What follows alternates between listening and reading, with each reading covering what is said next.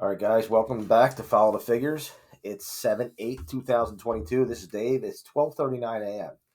And what I'm going to do here is I'm going to do Belmont race number 2 tomorrow, or today, actually. Um, so the only difference, unlike my other videos, you're not going to see the live race and the results right away on this video because I'm not doing it 10, 15 minutes before the race and then waiting for the race to go off. So we're going to have to go back and check. I will post the results in the comments after the race is run tomorrow. But what I want to do is I want to kind of scroll through and do different bits and pieces of the system here with different horses. So, for example, horse number 1, I'm going to do the first section over here where we come up with variable number 1, and then I'll do horse number 2. Or actually, the 2 is a scratch because it's a main track only. And if it does rain tomorrow and it's wet, this is not going to be a playable race for me anyway. The 3 horse, I'll move over and we'll do the second variable, which is the buyer at the distance, best at the distance, and last out, and so forth. Okay, and then what I'll do is I'll pause the video and I will finish up the rest of all the rest of the chart here with all the horses 1 through 8. There's a total of 8 horses in this race. And then we'll go and we'll take a look at the chart when it's done, and we'll dissect it and we'll paint our picture. Okay? So starting with the number 1 horse, what I'm going to do is I'm going to take a look first at some of the qualitative factors, such as who's going to be on the lead, are there any horses coming off turn, moves on the turn, and so on, and we'll identify them first. So the 1 horse here, I don't see any early speed as far as being in the front in the 4 races that I see here. Obviously, I can't get anything out of these European races. So I'm going to move on to number 2 here. And what I'm doing, again, is I'm looking for my pace setter. So here's a horse right here that got the lead. Took it the whole 6 furlongs in a mile race. All right, we have a 47-1, which the half is going to be a little bit slower in the mile race, even though a mile race is still somewhat of a sprint type race at Belmont because it's only a 1-turn race, a mile. But we move down. Let's see if we can find a sprint horse. 6 furlongs. Here's one on the turf at 44-4. All right, and it shows here that it's really not a fluke because this horse likes to lead. Okay, it goes after the lead. Okay, if every other running line was like something like this, then I would say, you know what, he may have just inherited the lead here. But this is a front running type. So I'm going to keep that. I'm going to make a note at 44-4. And when I look at the 8, I see that, you know what, he's not being the front. So I'm going to label this horse here as my pace. Okay, and if you take a look, you'll see that it's a 7-5 favorite. So it could be a little deadly. We have a 7-5 favorite who's going to get out of the gate and probably take the lead in the race. Doesn't mean everything, but we'll see where this goes. Now, let's look at the class of the race. We look at the class and we see that this is an optional claimer 62,000, and that's a pretty good race. Okay, non-winners of 2, and non-winners of 2 of a certain purse. I'm not going to read it, but there's a claiming price of 62.5. What I'm doing is I'm looking at to see where are some of these horses coming out of. What kind of competition? Okay, this is the same level. 2 horse again is out anyway. The 1 horse is coming out of the same level. The 4 horse is coming out of last 3 times out. 4 times out. Stakes races. Okay, non-graded stakes, but yet still stakes. Move down to the 7 horse coming out today's level, and the 8 horse is actually moving up a little bit as far as the claiming price. 45,000, moving up to 62 today. So we actually have the 4, and there was one more, right? No, just a 4. The 4 is, I'm going to put CD, class dropper, and there are a total of 8 horses here. I'll label the 4 as a class dropper. And it's good to do this early because once you start diving into the figures, if you don't go and make a note of this, sometimes you forget, especially if you're handicapping right before the race and then you finish up and you only have a minute till post. Sometimes you have a tendency not to look back over here at, what are some of the qualitative factors of some of these horses. Well, we got the 4 as a class dropper. We had the 7 as we identified as our pace setter. Stay consistent here with the capital A.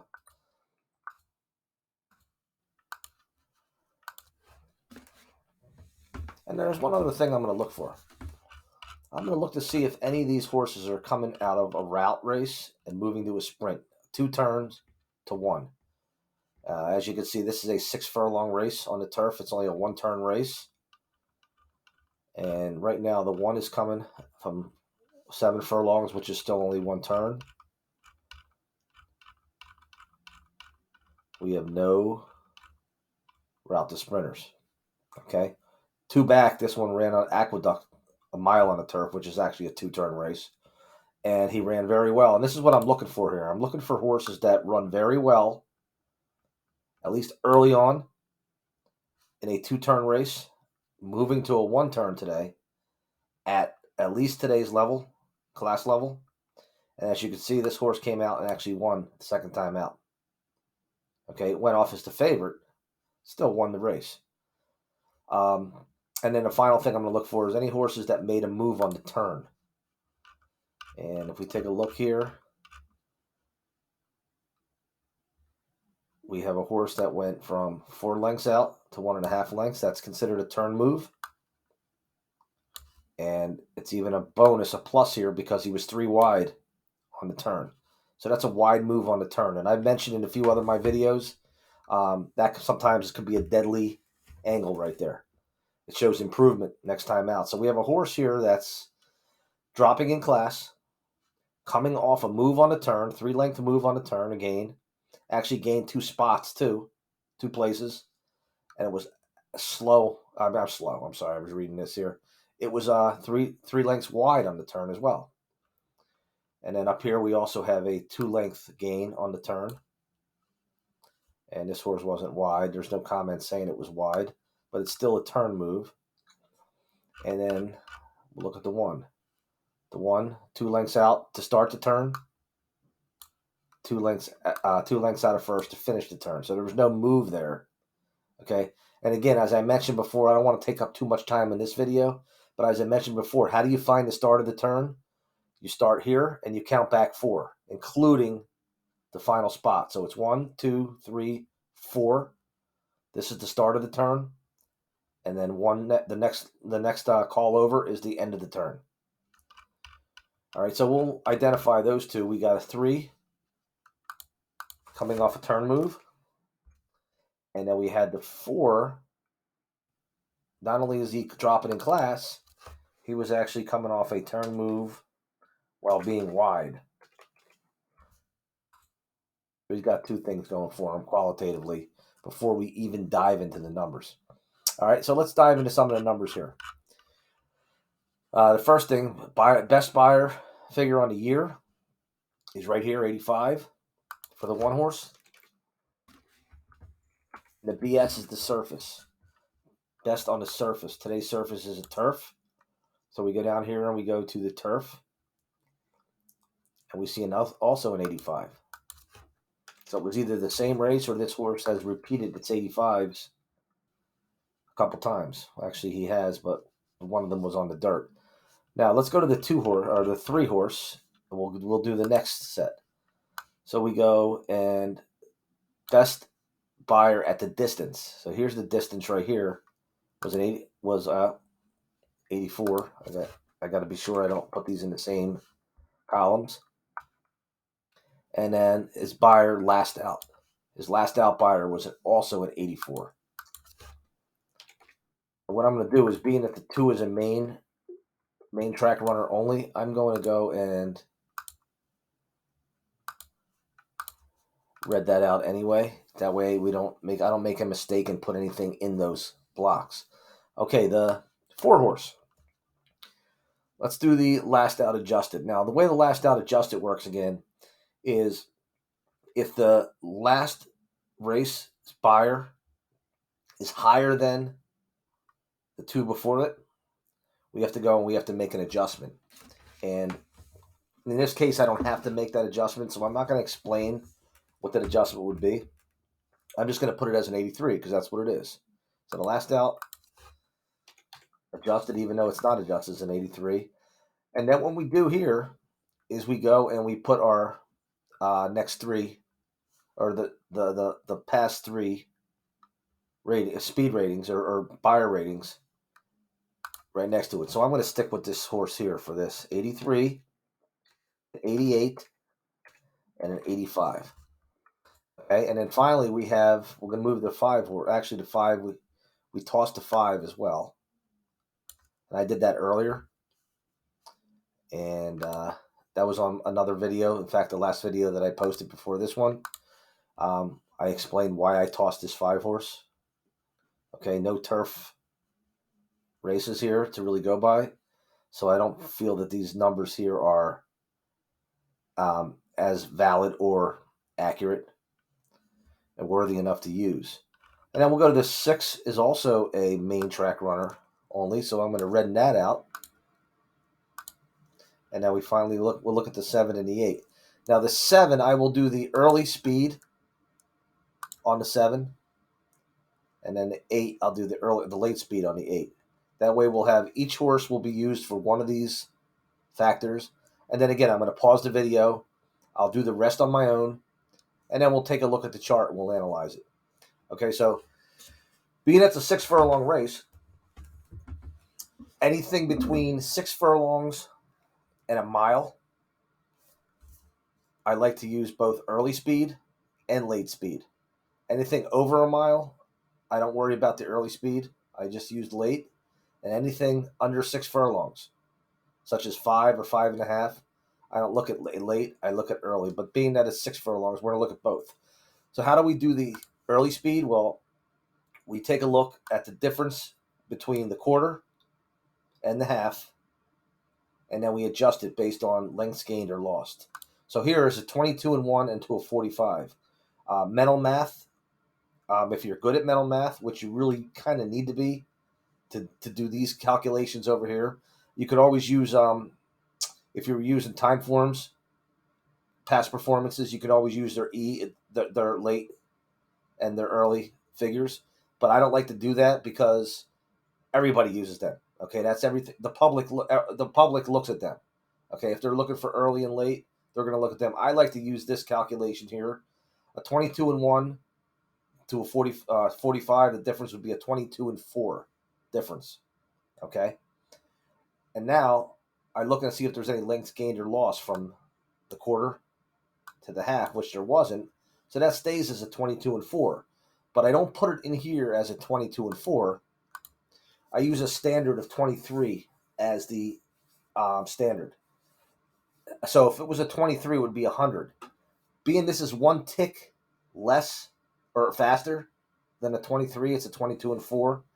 22 and 4 would be a 101. For every tick, it's either subtract a point or add a point. It's whether it's faster or slower than 23. Now for the late, what I'm looking for is I'm looking for from the half to the finish. Okay? So we have a 44 and 4 to a 108. Okay, a 44 and 4 to a minute would be a difference of 15.1 seconds. If I add 8 to that, it would be 23.1. And I want to see what's gained and lost here. Well, if you notice, it gained 3 lengths, and this is a 3/4. It won by 3/4, so we're going to make that 1 length. So it actually gained 4 lengths. So again, we said that was a 23 and 1, right? 15 and 1, 23 and 1. I'm going to subtract 4 from a 23 and 1, which is going to give me a 22 and 2. Now, with the late speed, I use 24 as my standard. A 24 final fraction would be 100. This is a 22 and I lost what I said it was, 23 and 1. Oh, 22 and 2. So that's actually a 110. It's actually a 107. Okay, how did I get that? Well, 24 seconds would be 100. This is a 22 and 2. So that's actually uh, 7 seconds. Actually, 8. This is 8 seconds, or eight fifths, I should say, faster than 24. So this should actually be a 108. And if I'm losing you there, again, the tutorial, if you decide to purchase it, again, it's only $8.99. I'll have the link in the comments. Really, really goes over this in depth, and some of my other videos on here does as well.